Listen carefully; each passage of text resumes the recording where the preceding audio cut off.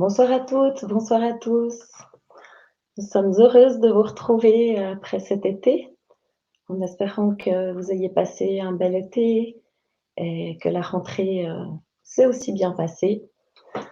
Donc, on est heureuse de vous retrouver avec Pauline. Oui, bonsoir. Bonsoir les amis, bonsoir les gardiens. C'est vraiment une joie de reprendre, ces émissions, de se retrouver toutes les 2 avec Mélanie et nos invités aussi, pour partager ces moments, ensemble, avec cette émission «La santé et nos animaux, comment les aider?». Donc, bienvenue à toutes les nouveaux nouvelles qui découvrent cette émission. Je voulais juste remettre un petit, voilà, vous expliquer en 2 mots comment, pourquoi on a créé, cette émission avec Mélanie. C'est suite, justement à un soin duo qu'on a fait ensemble sur justement et bien, Cara. Voilà une chienne qui partageait, ma vie, celle de mon conjoint, qui a eu un souci de santé et où les vétérinaires étaient un peu, étaient au bout de ce qu'ils pouvaient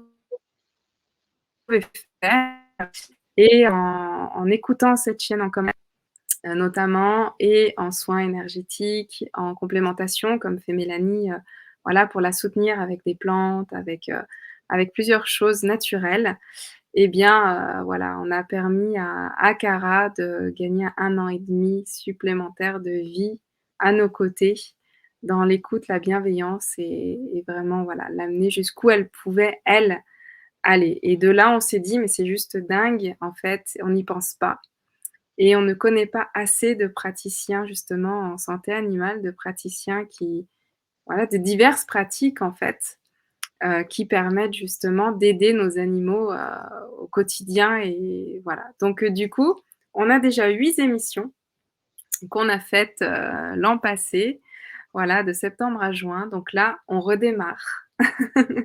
On redémarre pour une autre série de 8. Donc c'est toujours un plaisir d'accueillir et d'aller chercher justement, voilà, des belles âmes, des belles lumières qui vibrent comme nous aussi dans le respect des humains, du vivant, du monde animal. Donc, c'est une joie de se retrouver suite à ces 2 mois de vacances, donc j'espère que pour vous aussi, c'est un plaisir et pour ceux et celles qui découvrent l'émission et bien une très, très belle découverte et voilà, on est là ensemble donc ce soir, on va accueillir, donc Céline qui est spécialisée dans le monde équestre. Donc c'est une première pour nous, de, justement faire intervenir, une personne qui est entourée de chevaux, en fait. Donc voilà, alors moi personnellement, il m'impressionne énormément. C'est vraiment une espèce qui, waouh, à chaque fois je suis, émerveillée, impressionnée, je sais pas toi Mélanie, comment tu ressens justement les chevaux, Ah, moi, Mmh. je suis fascinée depuis toute petite par les chevaux. J'ai fait un peu d'équitation quand j'étais petite. J'ai toujours voulu en faire, mais voilà, c'était pas possible. Quand j'étais petite d'avoir des cours d'équitation, j'ai fait quelques stages, on faisait quand j'allais chez ma marraine et ouais, fascinée par leur puissance et puis par, leur humanité. Il y a quelque chose de très humain en eux qui me fascine vraiment. Ouais. Ouais, ouais, il y a quelque chose de particulier avec les chevaux donc voilà. Du coup, on est vraiment très heureuse d'accueillir Céline ce soir.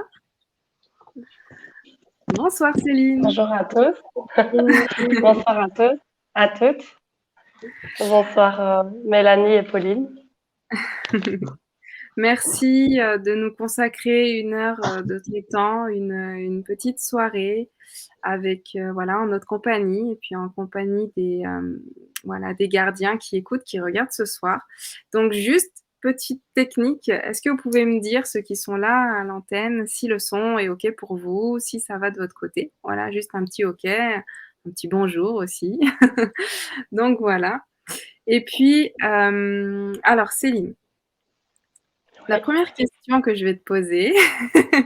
En fait, comment est-ce que tu t'es passionnée justement pour les chevaux, pour les mules, pour tout l'univers en fait équestre? Est-ce que c'est un peu comme Mélanie, puis toute petite, tu as été fascinée ou voilà, comment est-ce que tu es tombée dedans? Alors, question que je n'avais pas préparée. Ouais, évidemment. En fait, je me rappelle quand j'étais petite, autour de la maison qu'on habitait, il y avait un gros cheval de trait. Et c'est vrai que j'ai toujours été attirée à aller vouloir le voir tout le temps. Ça m'a toujours beaucoup attirée. Puis alors, comme enfin beaucoup de petites filles, en tout cas, j'ai commencé à monter dans un centre équestre. Et les chevaux m'ont toujours appelée. En fait, c'est naturel pour moi. Et pourtant, je viens pas d'une famille qui a des chevaux, pas du tout. Toute ma famille n'y connaît strictement rien. Et alors, moi et ma sœur, on montait à cheval une fois par semaine. Et durant mon enfance et mon adolescence, en tant qu'hypersensible, je pense que je me suis beaucoup réfugiée en fait au milieu des chevaux. Ça a été vraiment pour moi un échappatoire et peut-être des êtres qui comprenaient, je vais le dire comme ça, ma sensibilité. Donc voilà, j'ai toujours été dans les chevaux et pour moi, une vie sans chevaux, c'est juste pas possible, quoi. C'est ça. Donc voilà. OK, super. Ouais, donc Ouais. ça vient vraiment de toute petite.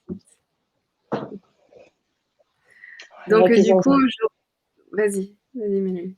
c'est vrai qu'ils ont aussi une sensibilité qui est tellement différente d'autres animaux aussi.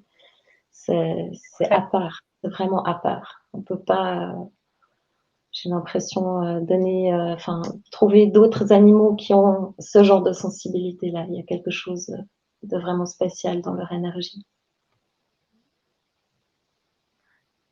Oui, je suis entièrement d'accord et enfin, il y a vraiment un côté très magique avec les chevaux. Enfin, c'est des choses qu'on n'explique pas forcément, ou peut-être que des personnes savent l'expliquer, enfin, je ne sais pas. Mais il y a vraiment un côté, oui, qui appelle beaucoup de monde, je pense en tout cas.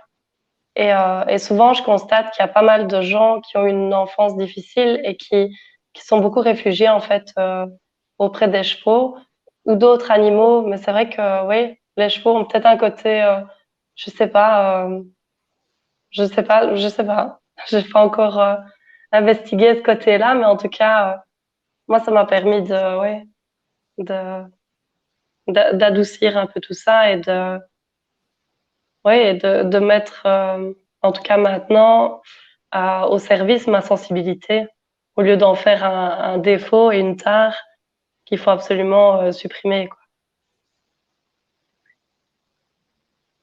Ouais, c'est très fort ce que tu dis parce qu'il y a beaucoup d'hypersensibles, énormément. Mm. Et comme tu dis, des fois, c'est un fardeau, on subit en fait ça. Et quand on arrive à voir il y a toujours le positif, il y a toujours un côté plus, un côté moins dans chaque caractère, émotion, chaque chose. Et c'est vrai que du coup, le mettre vraiment en positif, en lumière, c'est ça qui est juste magnifique, quoi. Oui, et puis l'utiliser aujourd'hui dans ton travail avec l'éducation et le coaching. Je pense que si tu pouvais un peu nous parler justement de ton approche de cette sensibilité que tu mets au service du cheval et de son humain.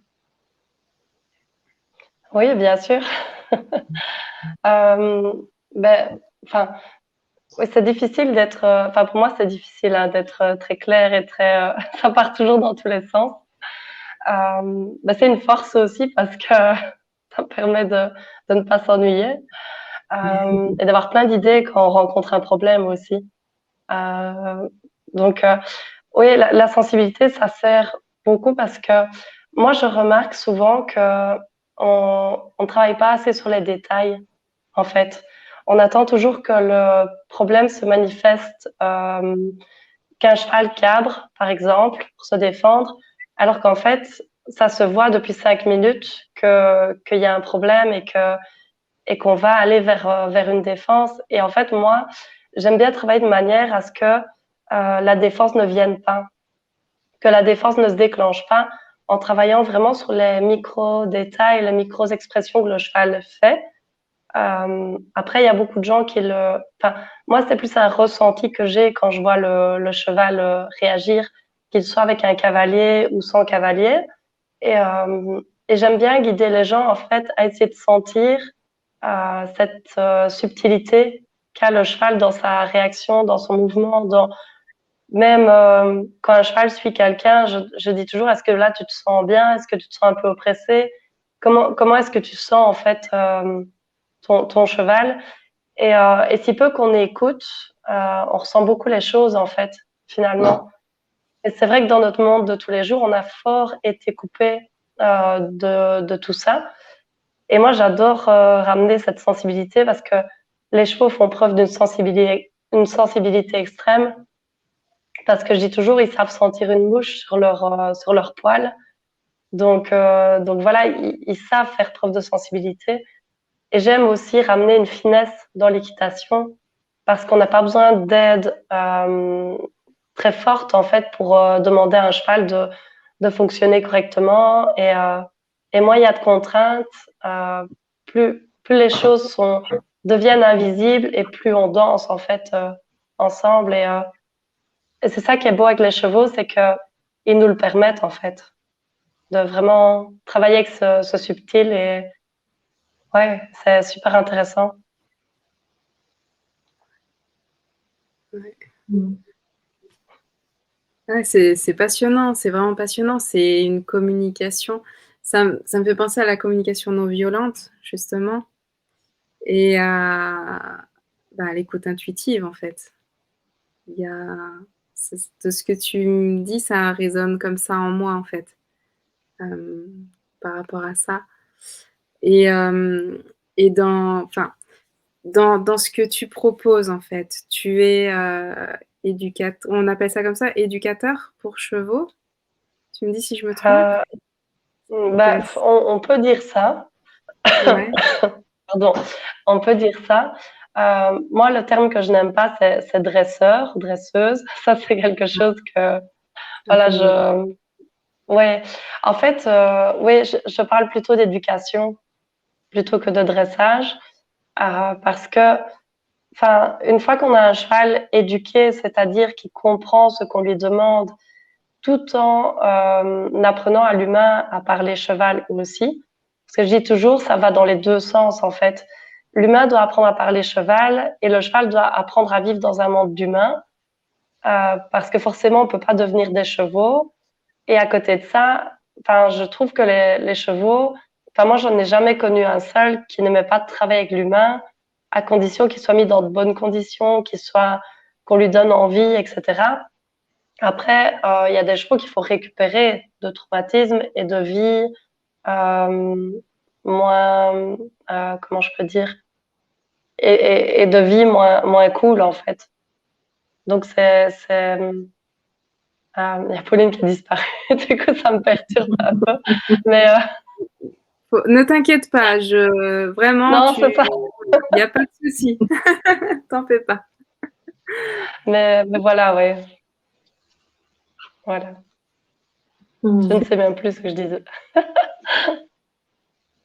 Donc en fait, donc tu peux nous donner des exemples justement de pourquoi on t'appelle.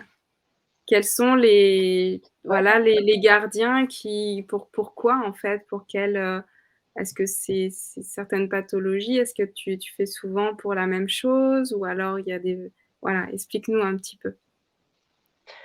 Donc en fait, moi souvent, les gens m'appellent, je suis souvent un peu souvent en tout cas, la dernière chance.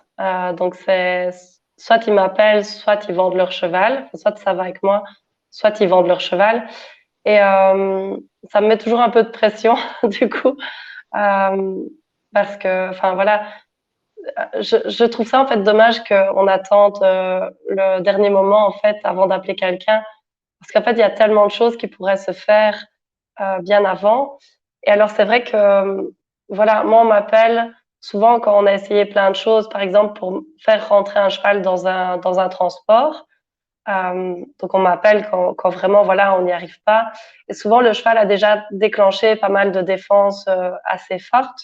Et c'est vrai que, voilà, il y a certains chevaux qui, en 30 minutes, remontent en vanne. Il y en a d'autres qu'il faut plus de temps. Et moi, mon but, c'est pas d'obliger le cheval, c'est de lui donner envie, en fait, de faire la chose en lui expliquant que, voilà, c'est mieux de le faire comme ça, qu'il comprenne aussi ce qu'il fait et qu'il le fasse en confiance. Ça, c'est super important. Parce que des fois, il y a des méthodes où le cheval fait la chose, mais le cheval est plutôt éteint et résigné que confiant et volontaire, en fait. Et alors, du coup, bah voilà, il y a les gens qui. Donc, il y a vraiment plusieurs types de personnes. Donc, il y a les gens qui m'appellent parce qu'ils ont un problème avec leur cheval chez eux, du type, voilà, ils ne comprennent pas enfin, ses réactions, il ne veut pas sauter un obstacle, il ne veut pas, enfin, plein de choses. Donc là, je résous le problème et puis en général, bah voilà, les gens peuvent se débrouiller sans moi. Puis il y a des gens qui préfèrent que je les accompagne dans la relation avec leur cheval, soit dès le départ, même avec un poulain ou avec un cheval plus âgé. Et il y a des gens qui souhaitent en fait m'appeler pour justement créer plus de connexion avec leur cheval. Vraiment essayer de créer le lien. Et alors moi, je travaille vraiment sur plein de plans. Je travaille en liberté, à pied et à leur montée aussi. C'est vraiment trois choses. Et alors ici, j'accueille aussi des chevaux chez moi pour faire les débourrages. Donc l'éducation du jeune cheval, lui apprendre à être monté. Ça, c'est vraiment une étape cruciale parce que si c'est raté, les chevaux ont vraiment du mal à comprendre ce qui leur arrive et c'est vraiment une étape importante enfin pour lesquelles il faut mettre le cheval dans les bonnes conditions. Et un débourrage réussi, c'est assez facile et en même temps, c'est primordial, je pense. Parce que si les premiers contacts en selle avec l'humain sont catastrophiques, le cheval n'associe pas l'humain à des bonnes choses et alors il faut récupérer les traumatismes et là, c'est plus compliqué. Et donc aussi, il y a la partie travail avec les chevaux traumatisés. Donc ça, c'est vraiment quand il y a eu un accident et là, le travail prend plus de temps. Il prend vraiment plus de temps parce que c'est comme un humain. Enfin, j'ai pas l'habitude de travailler avec les humains traumatisés, mais enfin, c'est vraiment quelque chose qui demande du temps parce que là, il y a vraiment une grosse frayeur derrière. Et c'est pas juste que le cheval n'a pas envie, c'est vraiment qu'il a vraiment très peur, qu'il garde un souvenir assez intense de l'accident. Et, euh, et voilà, ça c'est vraiment enfin, aussi une partie qui me.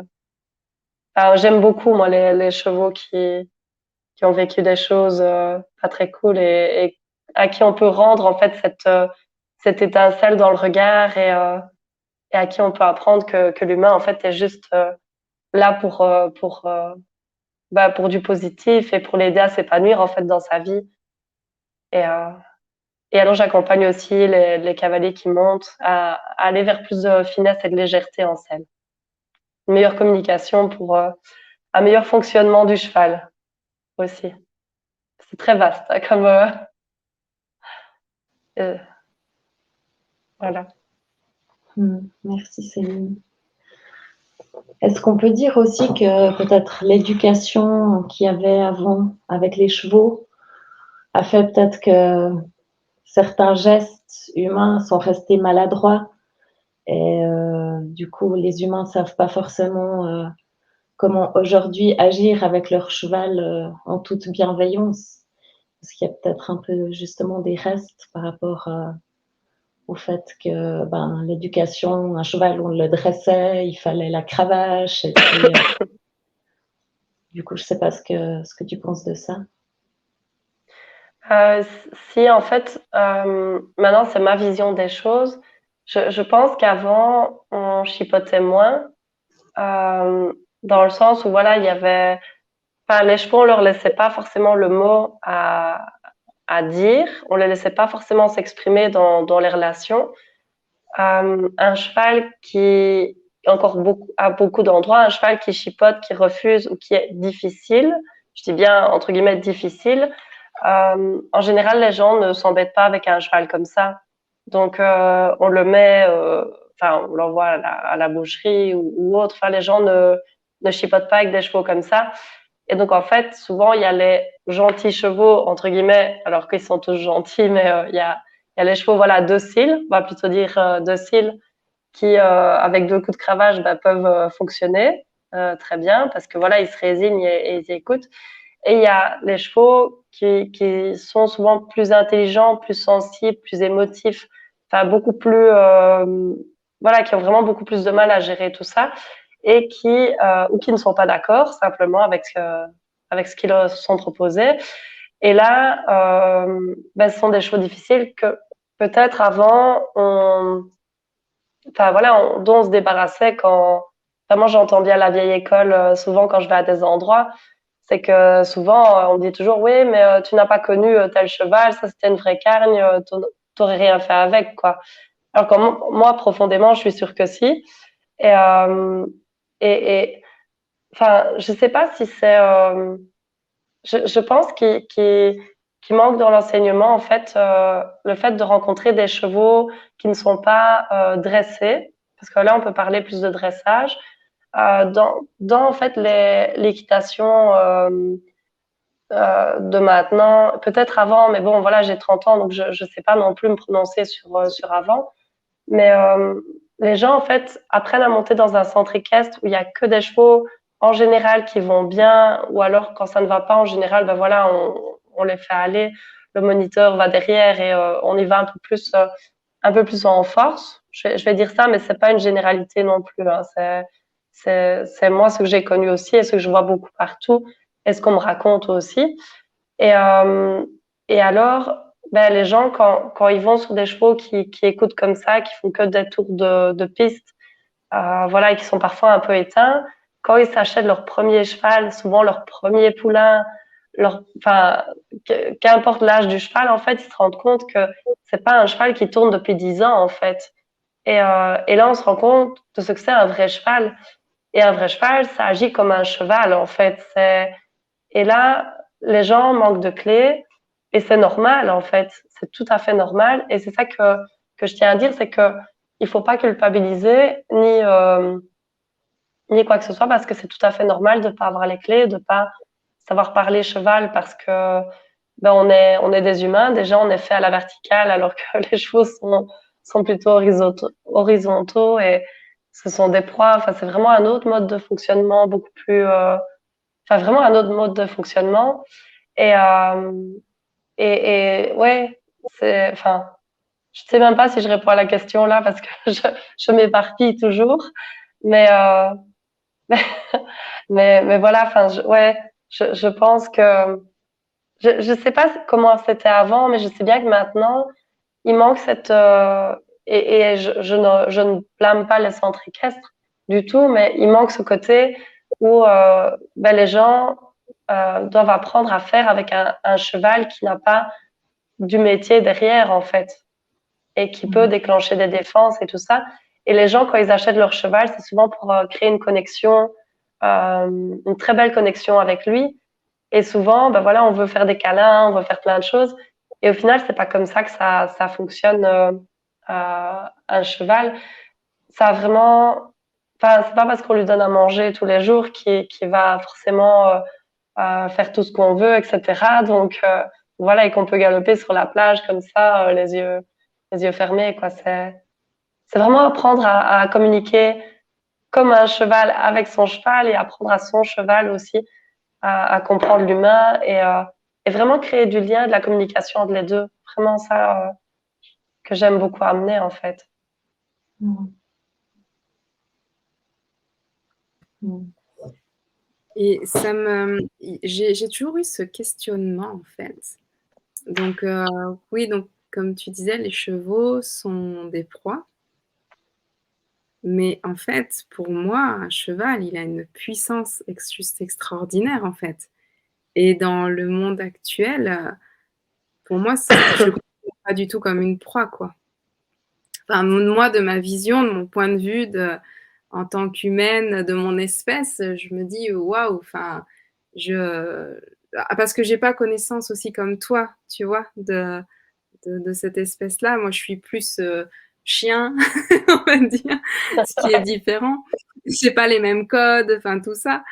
Mais du coup, ouais, il y a vraiment ce respect profond, comme je disais, et j'ai du mal à comprendre aussi, hem, qu'ils ne prennent pas, ou je sais pas, il faudrait que j'aille approfondir plus en com, mais ils peuvent sauter les barrières, quoi.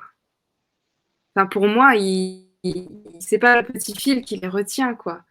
Je veux dire, quand on réfléchit, enfin, voilà, donc je me demande, en fait, tu vois, je me pose énormément de questions sur certains chevaux qui, justement, se résignent.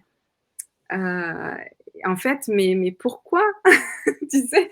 Vas-y, saute et puis, vite à vite. Tu sais, j'ai juste envie des fois, voilà, enfin, c'était un petit élan là du cœur sur, dans cette réaction. Je sais pas ce que tu ressens par rapport à ça, toi, du coup, Moi, je suis entièrement d'accord. Enfin, je trouve que les chevaux amènent un grand sentiment de liberté.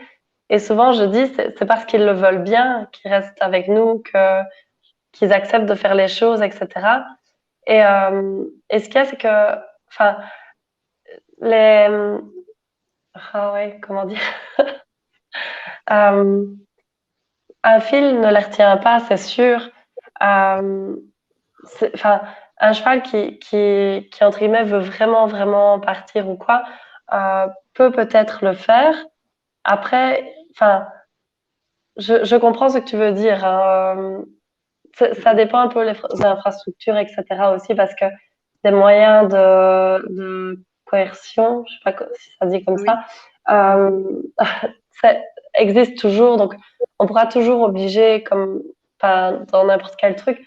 Mais moi, ce que je trouve beau, en fait, c'est quand tu as un cheval qui se retrouve en liberté ou dans une prairie, même très vaste, et qui choisit quand même de venir près de toi, qui choisit quand même voilà, de partager un moment, de faire des choses, un cheval qui accepte d'aller promener parce que ça lui fait plaisir aussi.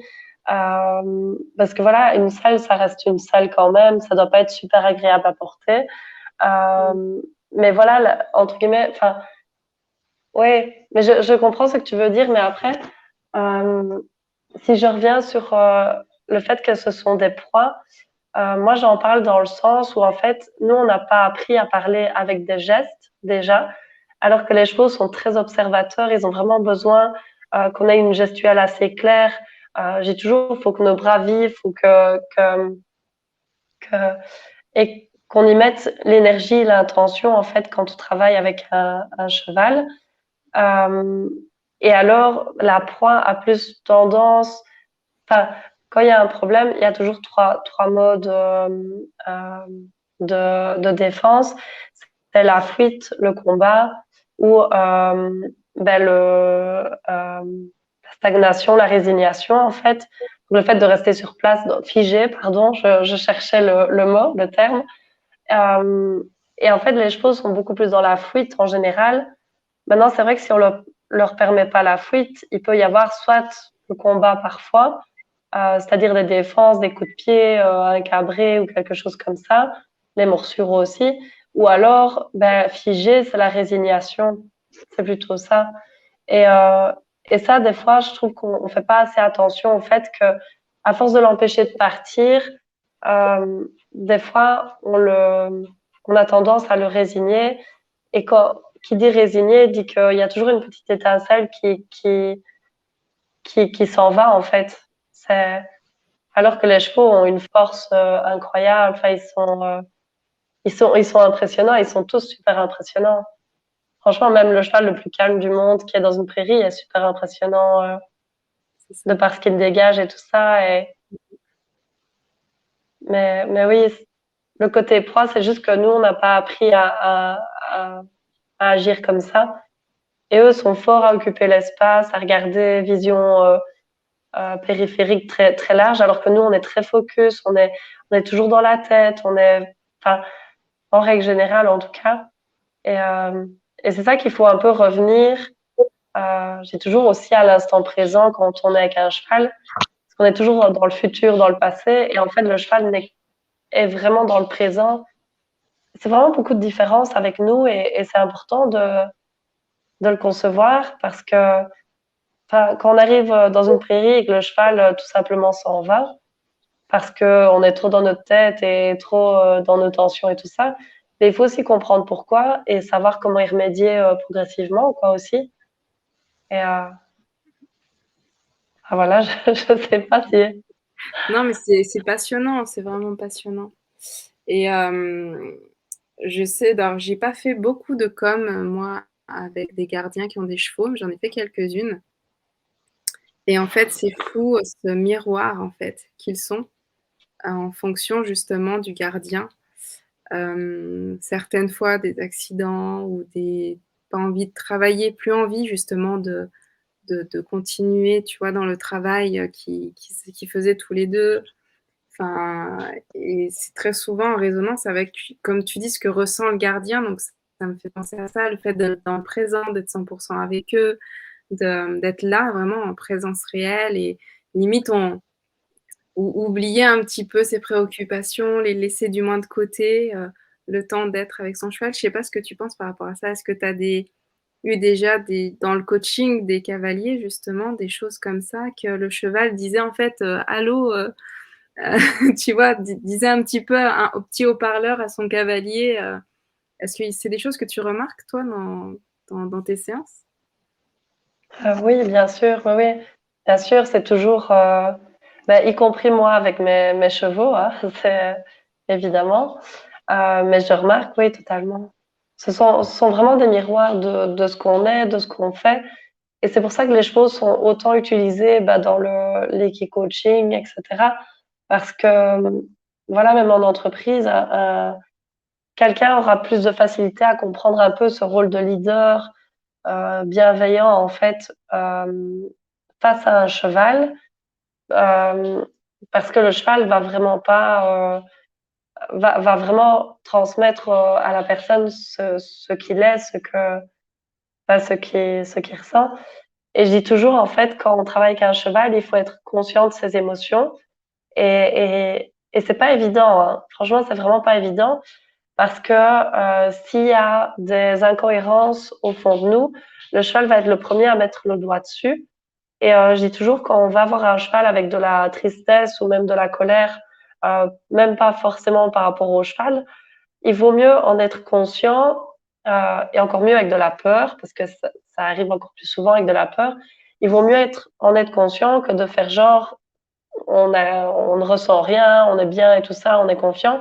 Parce qu'alors là, le cheval va sentir une incohérence et il va nous le renvoyer beaucoup plus fort, donc il va être beaucoup plus nerveux, beaucoup plus excité. Enfin, il va vraiment être, ouais, beaucoup plus nerveux.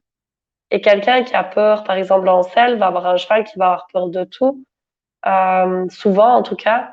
Euh, Enfin, on leur transmet beaucoup ce qu'on veut ou enfin, oui, enfin, ce qu'on ne veut pas, on le transmet aussi, mais pas de la bonne manière. Et je dis toujours quand il y a des gens, par exemple, qui veulent galoper et qui n'ont pas l'habitude, quand ils demandent le galop, les premières fois qu'ils demandent, le cheval ne part pas. Et je vois bien qu'en fait, les gens ils me disent oui, mais en fait, ils ne ressentent pas le oui, j'y vais. Et du coup, le cheval ne galope pas parce qu'il sait que non, en fait. Et c'est super facile, en fait, enfin, pour moi, en tout cas, à lire le cheval. Parce que je vois les gens qui font tout, ils mettent tout en place, et le cheval sait galoper, hein, c'est pas le problème, c'est vraiment pas le problème.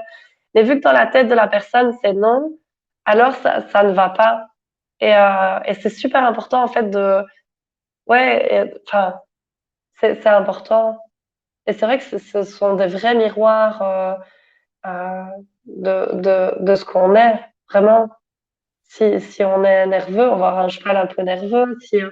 Et parfois, juste, euh, il suffit de changer le cheval de main, donner le cheval à quelqu'un d'autre pour que le cheval se calme instantanément et ils sont vraiment.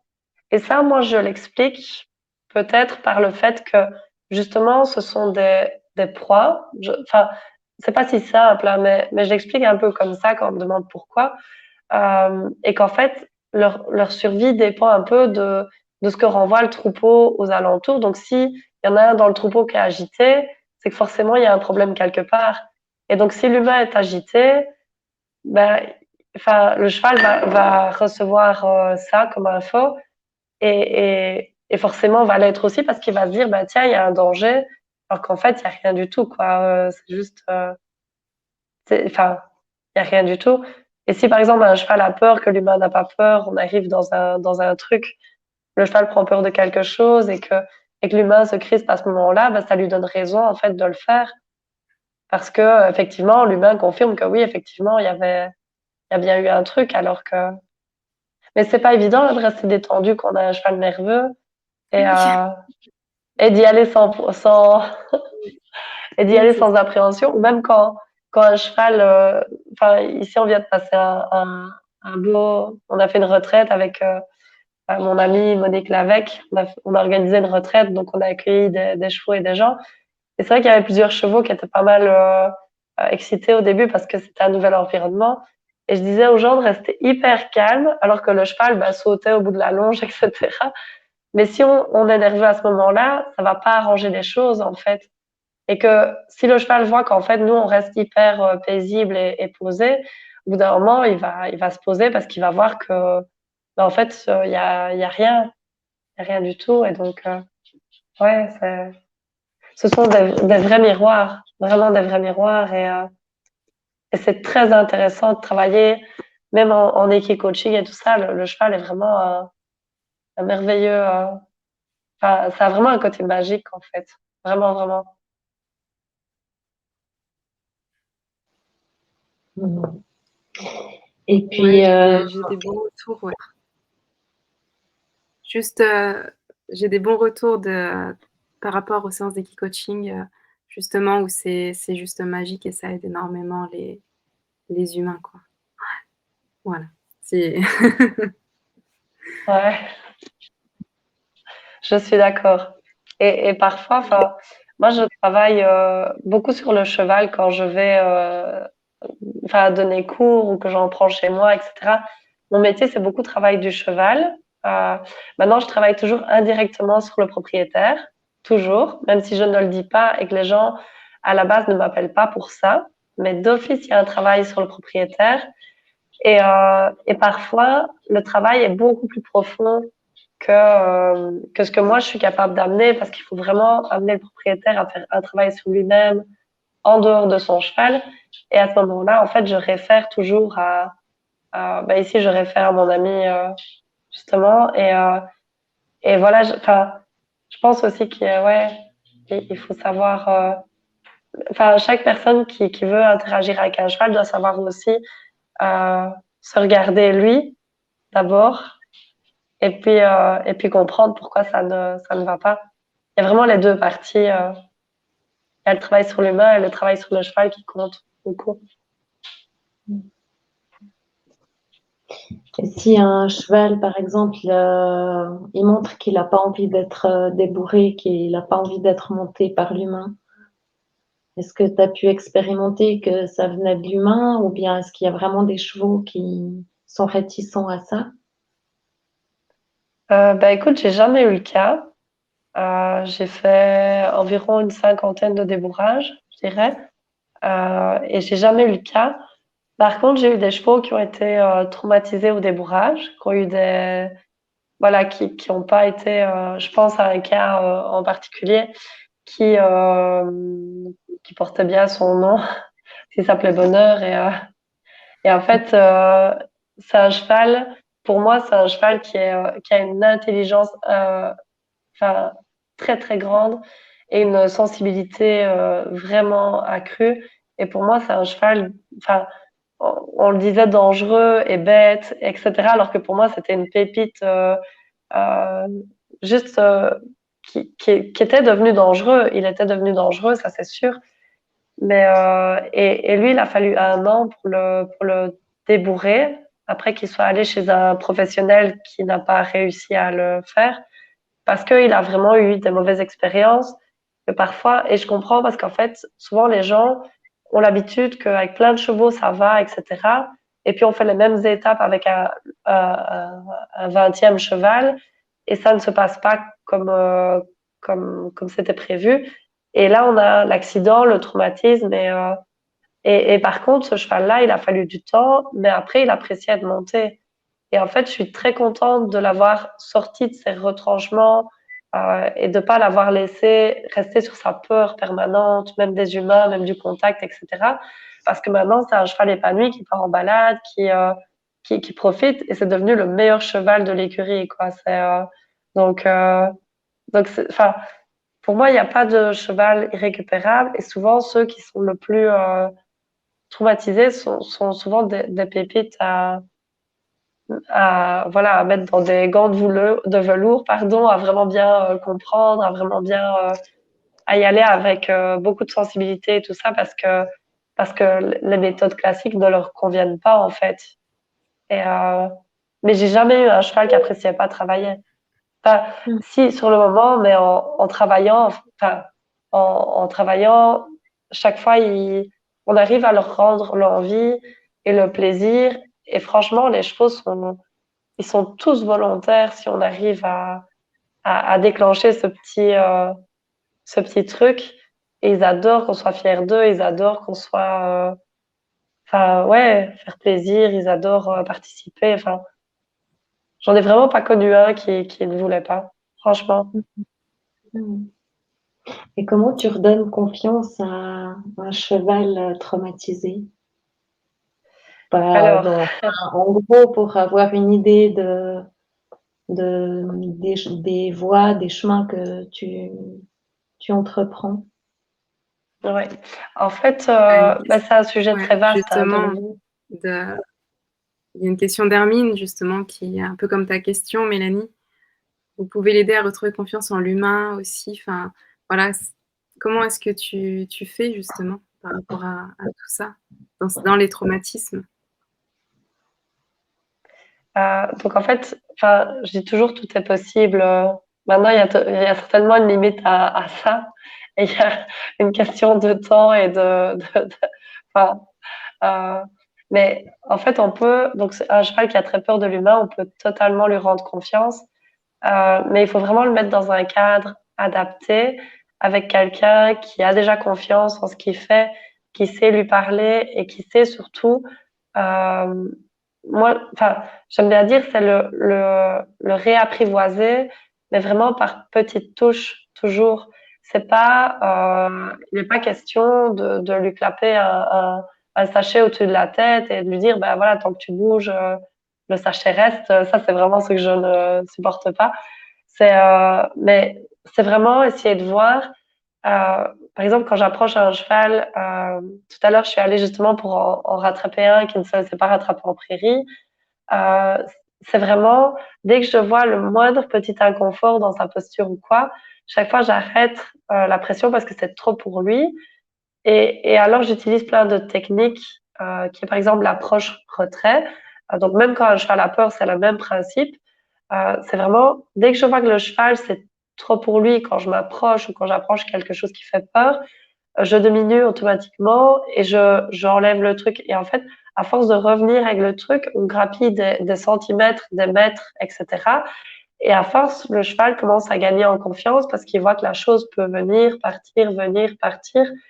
Et, euh, et en fait, moi, je trouve ça important de toujours manipuler un cheval parce que on est dans un monde où on n'a pas le choix de manipuler les chevaux, euh, à moins qu'ils soient dans un troupeau, peut-être en Amérique ou autre, ou enfin, je sais pas trop comment ça se passe là-dedans, mais je pense que en tant qu'humain, on peut leur apporter des soins qui sont quand même de qualité, que les pieds doivent être entretenus, les dents doivent être faites, etc. régulièrement, parce que c'est important, parce qu'on sait que c'est important maintenant, et du coup, on peut leur réapprendre tout ça.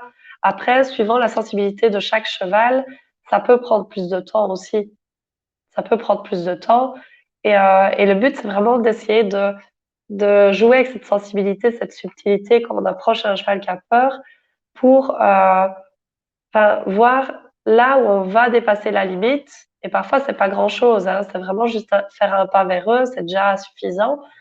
Et pouvoir se retirer, revenir, se retirer et, euh, et vraiment les remettre en confiance avec ce qu'on peut faire. Et puis une fois qu'on a la main dessus, on peut leur apprendre qu'on peut les gratter, qu'on peut leur donner un bonbon, qu'on peut faire plein de choses. Mais je dis toujours que chaque fois qu'on apprend quelque chose à un cheval, on passe toujours par une petite phase d'inconfort, de stress.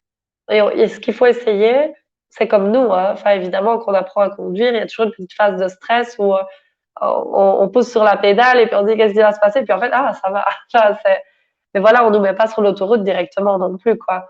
Et c'est vraiment essayer de trouver ce juste milieu entre, ben voilà, on va lui apprendre quelque chose, mais tout délicatement, pour toujours éveiller sa curiosité et garder cet esprit, euh, que le cheval soit, enfin, aussi maître de son apprentissage et actif dans l'apprentissage, qu'il soit volontaire et, euh, et lui donner envie, en fait, d'apprendre et d'interagir avec l'humain parce que ça devient agréable, parce que ça devient quelque chose de chouette. Et, euh, et voilà, il faut vraiment. Et alors, il faut trouver ce qui plaît à son cheval, forcément. Moi, je peux travailler avec des friandises sur les traumatismes, sur les trucs assez graves, comme travailler avec des gratouilles au niveau de l'encolure, etc., parce qu'ils aiment bien ça, ou au niveau du garrot. Ça dépend vraiment du cheval, en fait. C'est vraiment trouver ce qui lui plaît. Et parfois, juste, voilà, de le faire s'arrêter, de lui dire, OK, c'est bon. Enfin, c'est vraiment ramener, ouais, cette, enfin, cette sensibilité dans l'approche qu'on a avec eux. Mais on peut tout faire, oui, on peut tout faire. La question d'avoir le temps et les bonnes clés, évidemment. Mmh. Et comment tu passes le relais à son humain après? Parce que si, par exemple, il a été traumatisé avec son humain, ça peut aussi être compliqué de passer le relais ensuite. Ouais, c'est compliqué parfois. Mais je suis un peu malade, donc j'ai la voix qui, qui repart de nouveau. Euh, mais en fait, souvent, moi, je travaille avec l'humain. Donc, j'ai souvent les gens qui sont avec moi quand je travaille le cheval, ils me regardent faire, etc. Parce que j'aime bien montrer aux gens comment ça fonctionne avec leur cheval. Et puis alors, ben, rien qu'en regardant, en observant, ben, évidemment, ils comprennent. J'explique en même temps aussi. Et puis après, une fois que le cheval est beaucoup mieux et que je sens que c'est OK de passer le relais, alors à ce moment-là, j'explique aux gens ce qu'ils doivent faire exactement. Et quand les gens interagissent avec le cheval, voilà, on explique au cheval que les erreurs, c'est pas grave, hein, tout à fait. Déjà, y aller avec ce côté, ou même si on fait une erreur, c'est pas grave du tout. Euh, et alors, voilà, je coach la personne en étant, ben voilà, juste derrière, en lui expliquant ce qu'elle doit faire, etc. Et j'attends toujours, par exemple, dans les débourrages ou dans les résolutions de traumatisme, que ça soit vraiment OK. Enfin, tant que ça reste sensible, je passe pas spécialement la main, mais dès que je sens que c'est OK, ça va, il a compris, alors je propose à l'humain, pour pas que l'humain reste sur son, parce on est très dans la tête et on se dit toujours, ben voilà, je l'ai pas rattrapé au pré depuis un an, ben ça va pas aller. Alors que s'il me voit le faire 5 fois et que je lui dis, là, ton cheval est vraiment OK avec ça, ben après, les gens ont plus de facilité, mais ils y retournent toujours souvent avec un peu d'appréhension. Et du coup, il faut vraiment que je prépare le cheval à accueillir cette appréhension en lui disant, écoute, c'est pas grave, ça va passer. Et souvent, en une fois, ben c'est bon, quoi. Les gens reprennent confiance, le cheval est en confiance lui, et ça fonctionne. Mais c'est toujours, enfin, j'ai toujours, il faut travailler avec beaucoup de bienveillance en fait envers le cheval. Et si, enfin, moi j'ai vraiment cette chance que les chevaux me font confiance assez facilement parce que quand j'arrive, j'ai toujours, au lieu de me dire ça va pas aller, comme souvent le propriétaire se dit parce qu'il sait bien qu'avec lui ça ne va pas, moi je suis toujours là, j'arrive et je dis ça va aller, on va résoudre le truc, on va se comprendre. Et en fait, les choses sont très réceptives à ce côté euh, qu'on vient là pour eux, en fait. Je viens toujours là pour eux et pour que ça fonctionne, en fait. C'est vraiment... Et du coup, j'ai l'impression qu'ils sont toujours plus ouverts que si je venais avec une optique et tu vas faire ça. Et c'est vraiment, voilà, écoute, je le prends par la main, entre guillemets, on va comprendre un truc. Et, euh, et voilà, et franchement, ils sont très... c'est un peu magique parce que des fois, il y a des trucs qui peuvent se résoudre très, très rapidement, comme d'autres peuvent prendre plus de temps. Mais voilà, enfin, ouais, c'est chouette, en tout cas, travailler avec tout ça. Ouais, merci.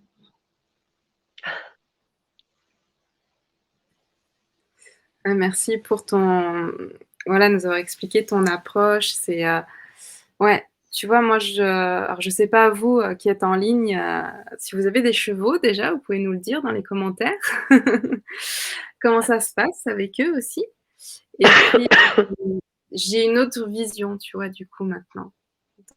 Dans tout ce que tu nous dis, il y a, ouais, autre chose, du coup, qui se passe là, moi, par rapport à cette approche, tu vois? Le fait aussi d'être dans la bienveillance, ça, c'est certain, mais dans l'état d'être, voilà, de le fait parce que je vais avoir bientôt des voisins chevaux. Hem et donc je les ai déjà vus, comme ça, 1 ou 2 fois et c'est vrai que j'ai une appréhension et ouais, c'est comme il m'a cette grandeur en fait, c'est ça qui me j'ai l'impression d'être, toute petite à côté, d'être rien du tout. Enfin, c'est vraiment cette impression-là. Donc j'ai énormément de respect pour eux. Mais du coup, maintenant, j'ai un voilà, je vois encore les dans mon optique, dans ma posture, dans voilà, le fait de venir en positif, de passer un moment rien qu'avec eux, tu vois, c'est quelque chose que j'aimerais,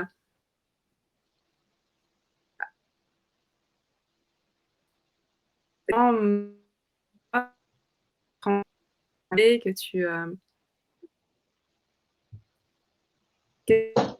conseiller peut-être à des personnes comme ça qui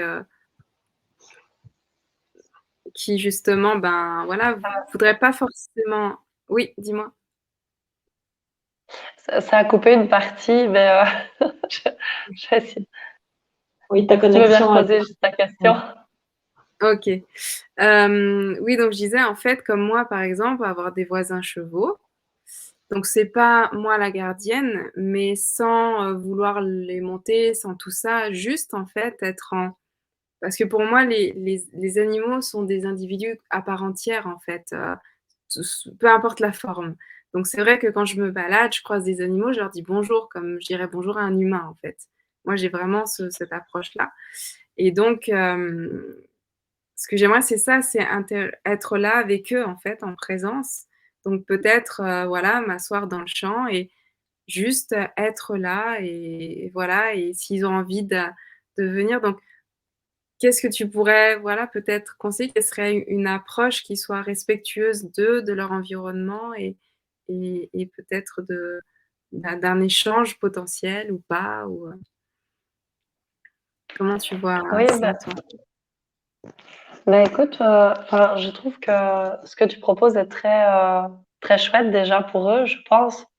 C'est c'est juste enfin, déjà dire bonjour, je le fais aussi. Même aux vaches, etc.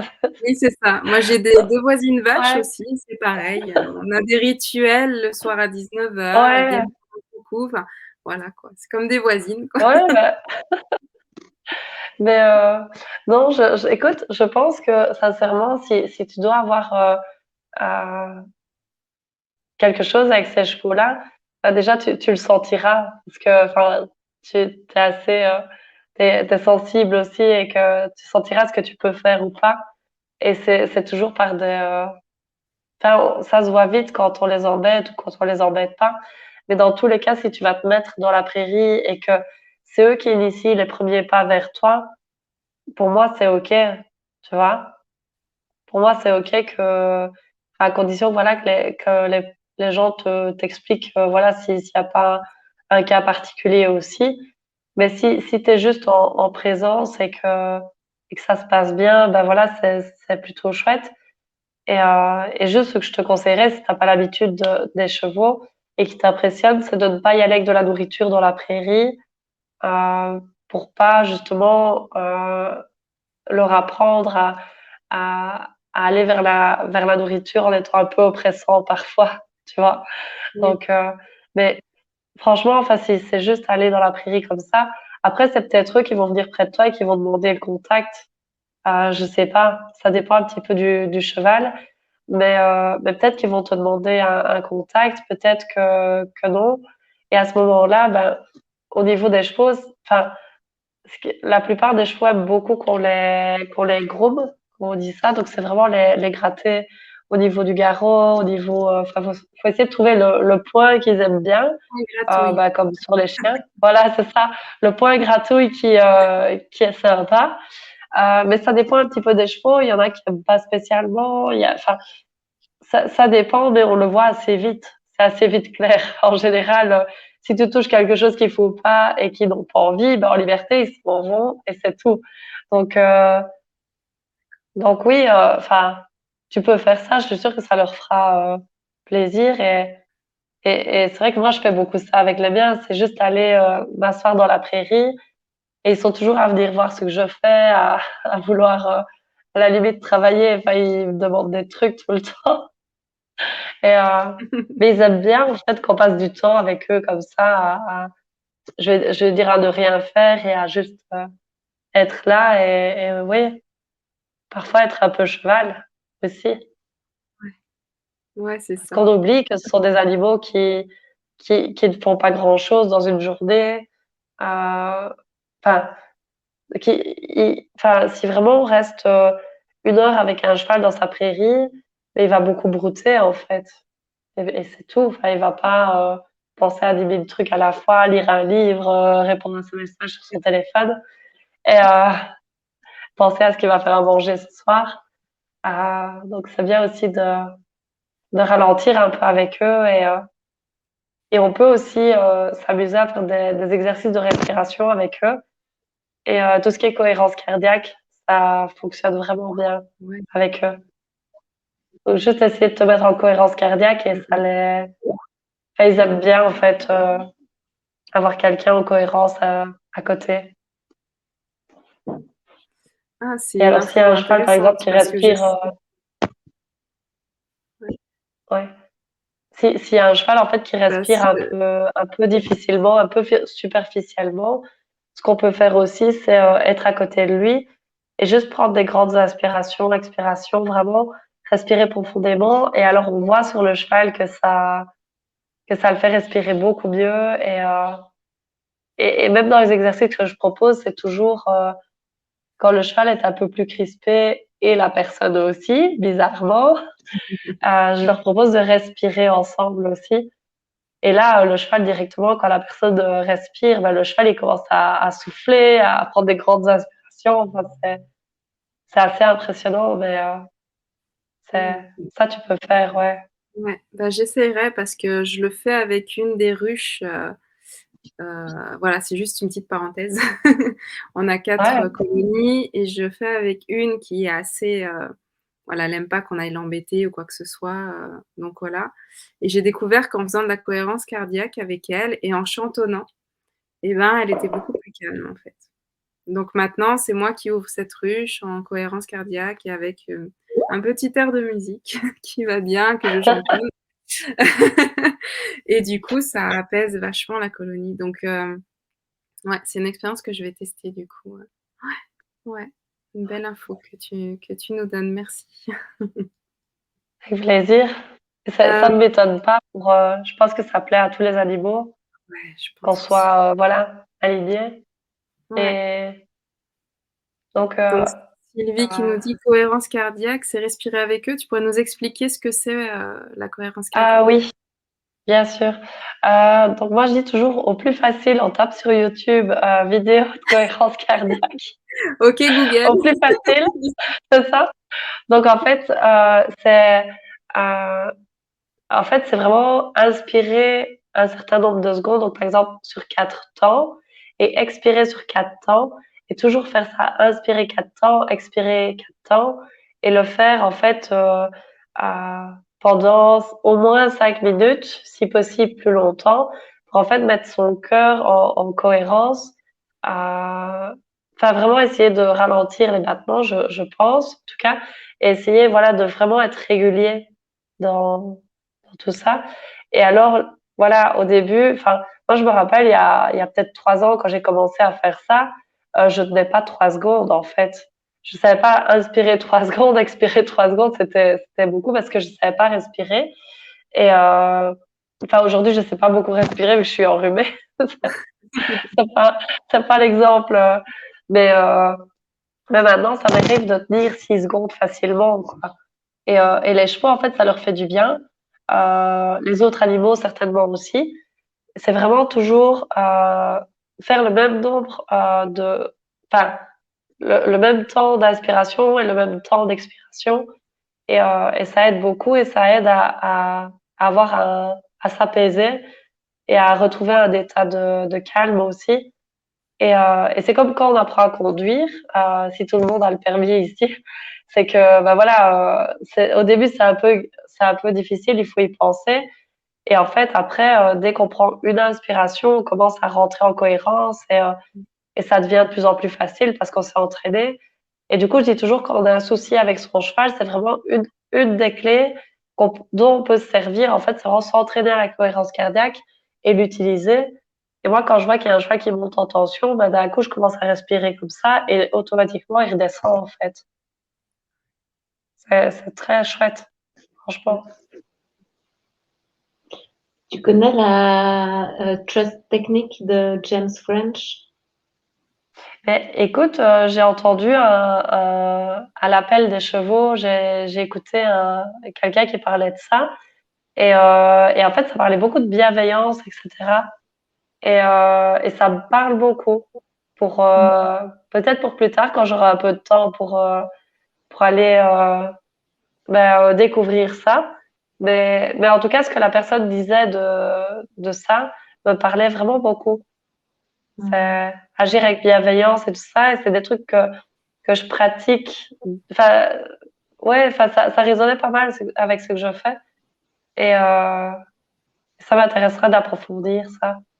Mm.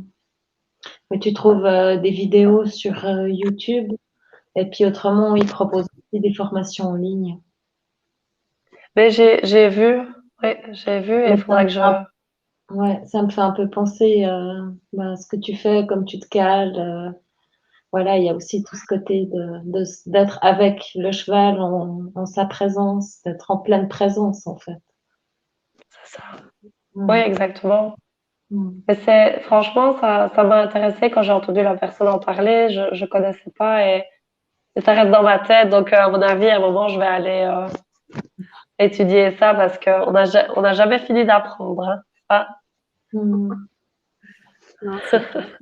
Et ce qui est impressionnant dans ces vidéos de Trust Technique, c'est que tu vois les chevaux, en fait, ils se couchent et ils sont vraiment à terre, complètement allongés et ils sont endormis, quoi. C'est juste hallucinant de voir que tu as 5 chevaux dans le champ et à tour de rôle, ben, à la fin, ils sont tous allongés, en fait. Tu fais, c'est un truc de fou ce qui se passe, quoi. ouais. Dans justement la personne qui se met, ça doit être un peu dans le même principe, je pense, en sorte de cohérence cardiaque, un apaisement, une bulle vraiment de sérénité où il lâche prise aussi complètement, je pense. Ouais, je pense aussi. Mais ça, je fais pas encore, moi. Coucher 5 chevaux comme ça. Non, mais Je sais après, pas. c'est magique quand on le regarde, mais après, bon, voilà. Ouais. Mais ça doit pas être un but en soi, mais c'est bien pour montrer l'effet. Enfin, c'est assez impressionnant. Et oui, franchement, ça me parle beaucoup pour dès que j'aurai un peu de temps, faire. Ouais. Alors, je vais regarder parce qu'il y avait une question, je crois, d'Esther. Voilà. Hop. Quels sont les signes qu'envoient les chevaux lorsqu'ils communiquent avec l'humain? Ah, ah, il faudrait, ouais, avoir un cheval pour ça, pour montrer. Mais ça peut être plein de signes en fait, plein de signes. Il y a tout, c'est tout son comportement. Ça peut être une oreille, un nez qui se plisse un peu, ça peut être un pied qui se lève, ça peut être la fuite, ça peut être venir vers nous, ça peut être l'œil qui s'ouvre un peu plus, ça peut être une crispation quand ils sont stressés en redressant l'encolure. Enfin, ça peut être plein de choses en fait. ça peut être vraiment plein de choses. Et ce qu'on recherche surtout quand on travaille avec un cheval, c'est l'apaisement. Donc l'encolure un peu plus basse, vraiment être un peu plus détendu. Et mais il y a plein de signes, plein, plein, plein. Et je crois que c'est infini. Enfin, et c'est aussi, oui, avec leur énergie, en fait, des fois, ils arrivent, ils sont assez en présence, quoi. Je veux dire, et il y a vraiment plein de choses. C'est vaste. Franchement, les signes, c'est très, très vaste. Je sais pas comment répondre de manière claire et concise à cette question parce que les signes sont une multitude. Je dirais déjà qu'à la base, s'il vient vers nous, ben déjà, c'est qu'il en a envie. S'il s'en va, c'est qu'il n'en a pas envie déjà à la base. Mais voilà, après, le reste, c'est aussi du ressenti, je pense. Même s'il y a des signes, voilà, souvent un cheval qui a les oreilles en arrière, qui monte les dents et qui est crispé, c'est qu'on le dérange, quoi, forcément. Mais voilà, c'est tout. Un cheval qui a un peu les oreilles en arrière aussi peut être un cheval qui écoute, tout dépend en fait voilà les crispations qu'on peut voir, etc. Enfin, les tensions dans le corps, etc. Enfin, c'est très très vaste, très très vaste, franchement très vaste. Ouais, ça dépend aussi de soi, de son état, je pense, à lui, sur le moment. Enfin, je pense qu'il y a énormément de paramètres, en fait, comme Ouais. tu dis. Et les chevaux ne Chaque cas vocalisent est pas. pas comme dans les films, parce que dans les films, le cheval, dès qu'on le met au galop, il est dit, mais c'est pas ça en vrai. C'est c'est Non, mais c'est vrai, chaque fois, je tique, moi, dans les films, quand ils crient, enfin, ils hennissent pour rien, en fait. Enfin, mais un cheval, c'est plus dans la gestuelle, en fait, qui communique. Euh, En général, quand ils hennissent, c'est qu'on les a séparés d'un copain enfin, ou parfois pour le retrouver ou autre, mais c'est pas. Enfin, ouais, c'est plus de l'ordre de la gestuelle, dans tous les cas. Ok. Et puis, pour moi, j'ai l'impression, enfin, mon ressenti, c'est les chevaux, ils sont dans l'observation et l'énergie. L'énergie qu'ils peuvent ressentir, qui gravite autour d'eux, toutes ces vibrations. Et j'ai l'impression que c'est aussi un peu le chemin que nous, on doit emprunter pour aller à leur rencontre, l'observation et l'énergie. Ouais, exactement. Et enfin, au début, je me cachais beaucoup de ce côté magique de la chose. Et, euh, et maintenant, en fait, je l'assume un peu plus parce que, parce que des fois, enfin, avant, quand par exemple, j'arrivais quelque part et des fois, j'ai des infos du style j'ai mal aux dents ou des trucs comme ça. Ou alors, je sais simplement la chose et je le dis aux gens et je sais pas vraiment leur montrer comment je le sais, etc. Et du coup, bah, c'était un peu compliqué de m'expliquer. Maintenant, je leur dis, bah, c'est lui qui m'a dit. c'est, alors voilà, c'est reçu, c'est, c'est pas, enfin, et alors, au début, voilà, je parlais pas forcément de cet aspect miroir. Et maintenant, j'en parle et alors, bah, souvent, il y a quelqu'un qui est à cheval, je dis, arrête d'être crispé ou arrête d'avoir peur enfin, ou il faudrait que tu aies envie, etc. Il dit, mais comment tu sais? Ben, enfin, c'est de l'ordre du subtil, du magique, des vibrations, enfin, de beaucoup de choses, quoi. Donc, mais je pense que, ouais, quand on travaille avec des chevaux et qu'on veut aller vers plus de sensibilité, de subtilité dans la relation avec le cheval, il faut s'ouvrir à tout ça et à la manière dont on a envie, en fait. Parce que on n'a pas besoin d'aller, enfin, d'aller faire des cercles ou de faire des prières tous les jours enfin, c'est pas ça le truc. C'est que c'est qu'il faut vraiment trouver la manière dont on a envie d'aborder la sensibilité et, et rester ouvert à ce côté un peu. Parce que les chevaux nous sentent, même à quelques mètres, ils savent et il faut qu'on retrouve aussi ces sensations en fait. C'est important, je pense. Ouais, On rétablir a la perdu Pauline. communication. Oui, on a perdu Pauline. Elle va revenir. Ouais, rétablir la communication sur tous les plans, en fait, entre le cheval et son humain. Et puis toi, tu es un petit peu la tisseuse entre deux pour trouver les connexions nécessaires pour que la communication, Ouais. elle repasse. Ben oui, c'est ça. Et c'est pas évident parce que, enfin, moi, je suis beaucoup dans les chevaux et tout ça, et maintenant, j'assume quand même assez bien ma sensibilité parce que c'est devenu une force. Mais, euh, mais c'est pas évident d'aller chez des personnes beaucoup plus cartésiennes qui ont besoin d'entendre que justement, ils ont besoin d'un peu lâcher ce côté structuré, euh, ce côté qu'il faut absolument des preuves pour croire à quelque chose. Euh, Souvent, enfin encore l'autre jour, j'ai aidé une fille qui n'arrivait pas à faire sauter son cheval des contrebas, donc c'est sauter dans, enfin un obstacle et ratterrir à 1 mètre plus bas. Et, et alors quand c'était fini, elle me dit bah oui, je suis pas sûre que ça va fonctionner. Et je dis bah si, pourquoi pas? Et c'est toujours le côté où on a besoin de preuves et on a besoin d'aller chercher ça. On peut pas juste croire que là c'est bon, c'est ok. C'est et euh, et oui, c'est magique parfois de résoudre un problème qui dure depuis des mois sur une séance, mais c'est comme ça et oui, enfin, je ne vais pas dire que c'est de l'ordre du miracle parfois, mais ça peut, pour certains, ça peut être ça. Enfin, ça peut être.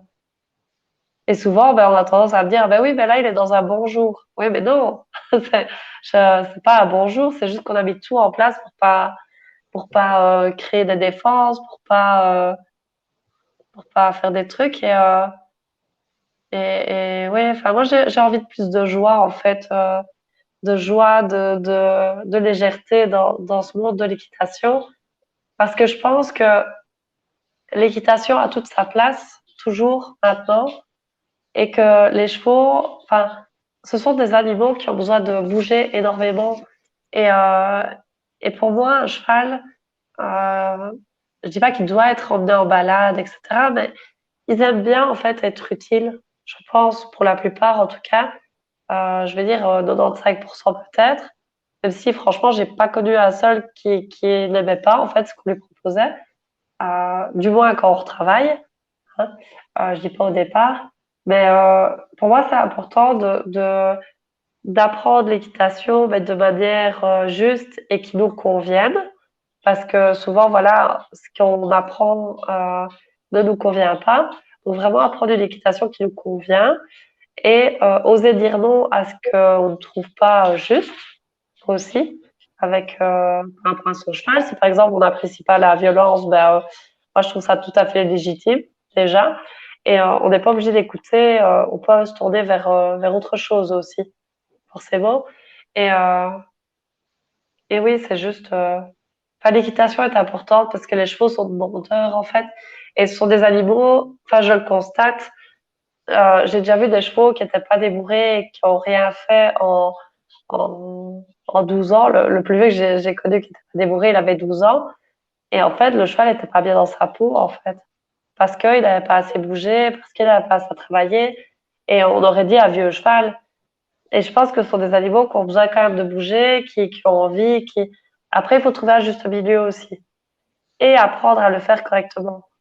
Parce qu'il y a aussi quand c'est mal monté, les chevaux en pâtissent aussi au niveau physique. Et je pense que les trucs primordiaux, c'est vraiment d'avoir un cheval qui écoute, qui comprend ce qu'on lui dit, qui est détendu quand il travaille et, euh, et qui prend du plaisir et qu'avec ça, en fait, on peut faire des merveilles et lui permettre de s'épanouir dans sa vie, dans son sport, dans le loisir, la balade, enfin dans... Et j'ai constaté aussi qu'on pouvait aider des chevaux à s'épanouir au sein du troupeau, rien qu'en les travaillant. Parce qu'en fait, ils prennent des confiance en eux, ils apprennent à gérer mieux leurs émotions et du coup, ils arrivent à être plus stables en fait dans le troupeau. Et ça, c'est fabuleux parce que j'ai jamais pensé à aller chercher ça. Mais j'en ai connu qui étaient très mal, qui étaient vraiment des, ou qui même étaient agressifs avec d'autres. Et rien qu'en leur rendant confiance en eux, en travaillant sur leur stress, sur leurs émotions, et aussi en les aidant à être mieux dans leur corps, en travaillant évidemment, ils ont vraiment changé au niveau du troupeau, quoi. C'est assez impressionnant. Et du coup, pour moi, c'est important, voilà, quand on a un cheval, c'est aussi de s'engager à pouvoir faire au mieux pour l'aider à être mieux dans sa peau, dans sa tête et dans tout. Et c'est un chemin qui est fabuleux et sans limite. Il n'y a pas un objectif final pour moi. On peut toujours aller plus loin et c'est un parcours dont il faut savourer le chemin et pas se dire que quand le but sera atteint, on profitera enfin. Il faut vraiment savourer le chemin. C'est important. On a Sylvie qui a quelques questions. Les chevaux ressentent aussi les énergies environnantes, des énergies cachées, comme des vents subis ou accidents. Ils pressentent les choses. Alors, je ne sais pas si elle parle peut-être je sais pas, dans l'énergétique, des âmes, tout ça, je ne sais pas si c'est ça ou, tu sais, des fois dans un lieu, on sent qu'il y a eu quelque chose de lourd, qu'il s'est passé qu'il y a des mémoires ou des choses comme ça. Ouais. En fait, je suis pas spécialiste là-dedans. Après, enfin, moi personnellement, quand je vais dans certaines écuries, je ressens une atmosphère très très lourde et enfin, vraiment pas bonne. Et souvent, les chevaux là-bas sont super excités et super nerveux. Ils tapent tous dans leurs portes. Enfin, c'est pas. Enfin, déjà, je suis pas très boxe pour les chevaux. Je peux comprendre que parfois on n'a pas le choix, mais voilà, pour moi, ils sont bien en prairie avec les copains. Euh, et alors, mais je saurais pas dire s'ils ressentent les âmes, s'ils ressentent. Je suppose. Pour moi, je pense que oui, mais je peux pas du tout l'affirmer. Par contre, j'ai eu le cas d'une jument qu'on m'a mis au travail, qui avait un gros problème de nuque. Donc en fait, le cheval, quand sa propriétaire, qui est une fille super gentille, qui a toujours fait tout ce qu'il fallait pour son cheval, qui l'a emmené en clinique, qui a fait des examens, qui a enfin, vraiment fait plein de choses. Quand elle le montait, en fait, la jument, elle cabrait, elle se levait et elle secouait énormément la tête. Donc vraiment, c'était très dangereux et la jument était devenue immontable. Et la fille, pendant au moins bien 1 an, a travaillé. Et en fait, moi, quand elle m'a appelée, je suis arrivée, je dis, écoute, je sais pas si je vais savoir t'aider parce que ça ressemble plus à un problème mécanique. Et enfin, moi, c'est pas. Enfin, si les radios n'ont rien donné, je sais pas non plus ce que je vais pouvoir faire. Et en fait, enfin, en repartant de là, je me suis dit, il y a quand même un souci, il y a quelque chose avec l'écurie. Et en fait, en posant les questions, etc., enfin, la jument est venue au travail chez moi. J'ai travaillé, j'ai essayé de faire un peu de magnétisme alors que j'y connais rien. Et je pense que ça a aidé. Il y a aussi le travail de rééducation, remise en confiance, parce que la jument claquait des dents chaque fois qu'on montait dessus et elle s'énervait, elle levait la tête. Donc j'ai dû lui réapprendre à se détendre en selle, à tout ça, et à se porter correctement en longe, à pied. Enfin, j'ai vraiment un travail global. Et en fait, j'ai toujours dit à la fille, écoute, il y a quelque chose avec la nuque, il y a vraiment quelque chose. Je dis, avec l'écurie, est-ce qu'il s'est passé quelque chose? Et alors elle me dit, effectivement, c'est arrivé au moment où la jument est arrivée dans cette écurie-là, au bout de quelques mois, et c'est pas le premier cheval qui a des problèmes de nuque là-bas. Et je dis, c'est bizarre, renseigne-toi un peu. Et en fait, en se renseignant, l'écurie a été construite sur une zone où avant on pendait les gens. Et pour parler de choses très sympathiques. Et apparemment, c'est le box en question où il y a beaucoup de chevaux qui chaque fois avaient des problèmes de nuque. Et j'ai dit à la fille, écoute, maintenant que le problème est résolu, tu ne mets plus ton cheval là-bas, c'est hors de question. Et donc pour moi, il y a vraiment quelque chose que le cheval a pris sur lui, peut-être une je sais pas. Je suis pas assez calée pour ça, mais pour moi, il n'y a pas de hasard non plus au fait qu'il y a beaucoup de chevaux qui ont eu des problèmes et les autres, apparemment, on disait que c'était à cause de la vieillesse, qu'ils avaient des problèmes de nuque, etc. Cette jument-là avait une dizaine d'années, donc ça n'a rien à voir avec ça. Tous les examens sont révélés négatifs, etc. Enfin, et au final, enfin, elle est venue chez moi, j'ai retravaillé, on a fait revenir aussi encore un ostéopathe, et au final, ça a été. Mais pour moi, ouais, ils sont sensibles comme nous à tout ça, mais c'est encore un sujet très vaste là. Mais je pense qu'ils ressentent comme tous les autres animaux, même les événements avant nous, etc. Ouais, je pense. Mais je peux pas l'affirmer.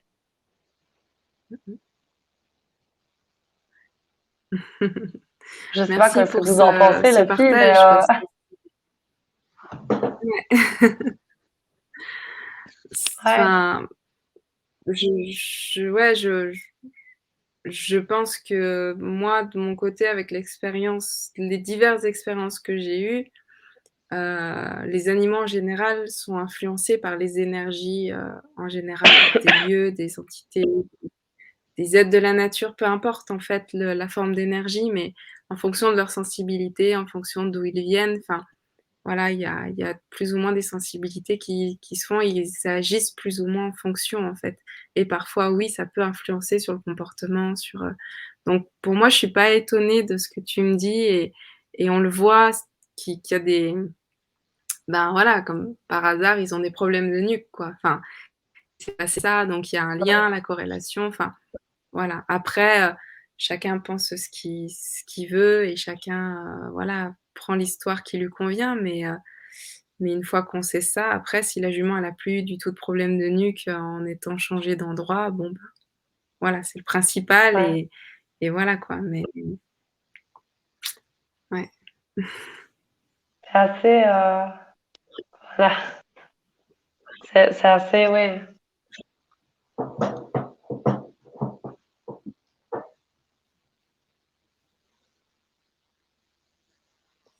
Donc Esther qui nous dit: «C'est passionnant et fascinant ce que vous nous partagez ce soir, un grand merci».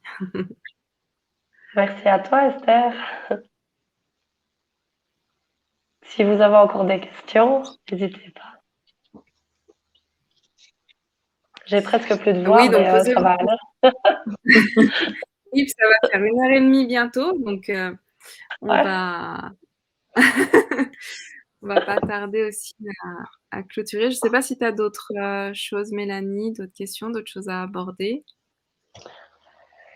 Oui, bah, je vais faire la boucle, hein, parce que, bah, comme tu disais, les gens viennent vers toi un petit peu en urgence, c'est un peu la roue de secours, alors que tu pourrais agir, merveilleusement en amont, de tous ces problèmes et puis, donc, à titre préventif, on va dire et puis je crois que tu es en train de mettre une formation, en place à ce sujet justement, si tu pouvais nous en parler, s'il te plaît? Oui, bien sûr. Donc, je suis en train de créer une formation en ligne pour aider les couples cavalier-cheval chez eux directement. Donc, en fait, ce serait une formation qui contiendra des vidéos avec voilà, des chevaux que je travaille et ces vidéos sont commentées pour apprendre en fait à mieux communiquer avec son cheval et à mieux le gérer, voir les exercices qu'on peut mettre en place, et tout ça. Il y aura une partie, parce que cette formation est déjà préparée et en construction et elle sera constamment renouvelée. Il y aura une partie en fait qui parlera j'ai appelé ça le mindset de la cavalière, donc vraiment l'état d'esprit euh, du cavalier, parce qu'en fait, euh, on pourra appliquer n'importe quel exercice si l'état d'esprit du cavalier n'est pas le bon, ça risque de poser problème, ou du moins de ne pas être à 100% de ce que ça pourrait être. Et en fait, ça va vraiment être une formation qui va accompagner les couples cavalier-cheval que je ne sais pas accompagner moi en présentiel, parce que j'habite en Belgique. Et donc, c'est vrai que quand j'ai d'autres demandes en France, etc., j'aimerais beaucoup, en fait, pouvoir aider plus de gens et pouvoir, voilà, ramener cette sensibilité un peu partout, et surtout que les gens comprennent mieux leur cheval et qu'ils puissent aussi créer leur propre équitation tout en ayant euh, une base compréhensible sur laquelle s'appuyer pour créer leur manière de faire avec leur cheval, en fait.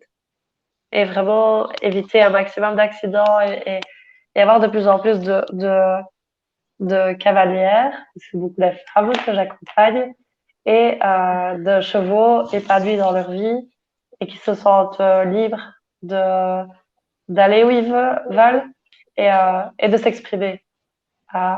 Surtout laisser son cheval s'exprimer à travers sa personnalité et permettre de dévoiler le meilleur de chacun, autant cavalier que cheval, en fait.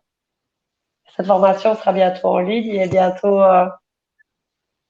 ouais, bientôt, je la proposerai. Hmm.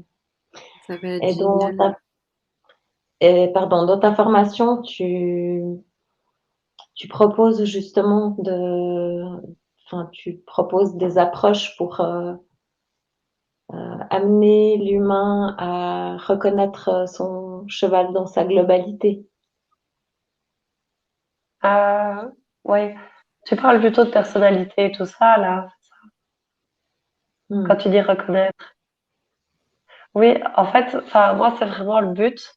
C'est que les gens comprennent mieux, comprennent aussi l'apprentissage, comment on fait en sorte que le cheval comprenne les choses qu'on veut lui apprendre, et vraiment essayer de maintenir sa personnalité et de le laisser se déployer tel qu'il est dans la Hmm. relation, et pas de le brider. Enfin, le mot est super bien, à le brider.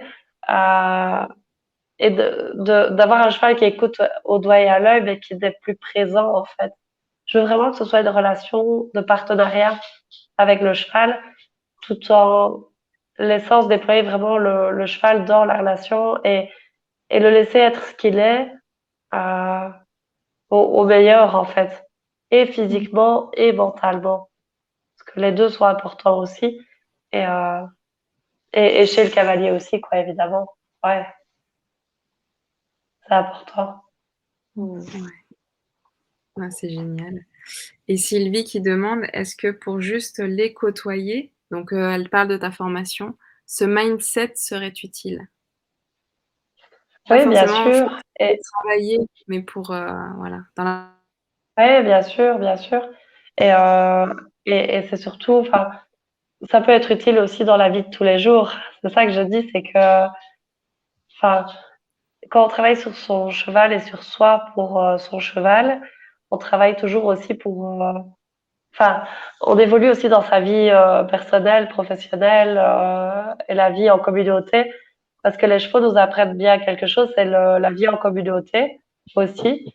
Ça, c'est super important. Donc oui, ça peut aider.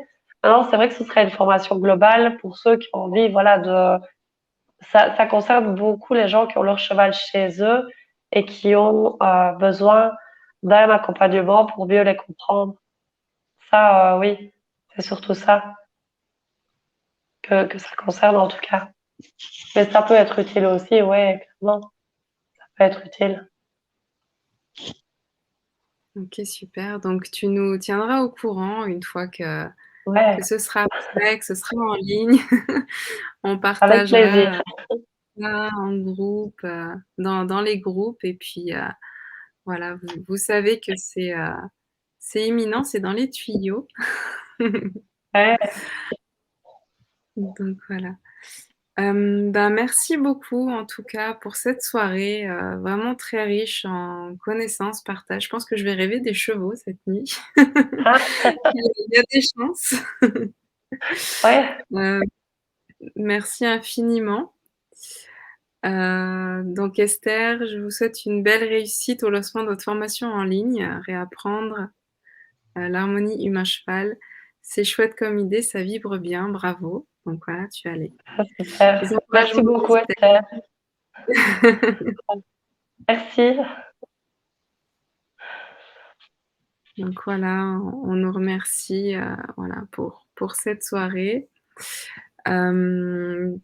Donc les amis, si vous avez aimé, si c'est quelque chose qui vous passionne, n'hésitez pas à lâcher des cœurs, des pouces, à partager cette vidéo à D'accord. vos amis, à vos amis aussi qui justement, ben voilà, ont des chevaux chez eux, ou voilà, sont dans ce milieu-là, les informer de la prochaine formation aussi de Céline. Et puis, on va se retrouver donc le mois prochain avec une autre praticienne. Donc, restez connectés. Vous pouvez aller voir aussi nos émissions qu'on a fait avant, voilà, pour connaître aussi les autres praticiens d'avant. Et puis, voilà, très, très, très belle soirée à toutes et toutes. On vous embrasse fort. Merci encore beaucoup. Merci Céline. On se Merci partage. Merci Sophie. beaucoup. Merci Merci à à toutes vous. de nous avoir suivis. Très belle soirée. Très belle soirée. On vous embrasse fort. Bientôt. Ciao. Ciao.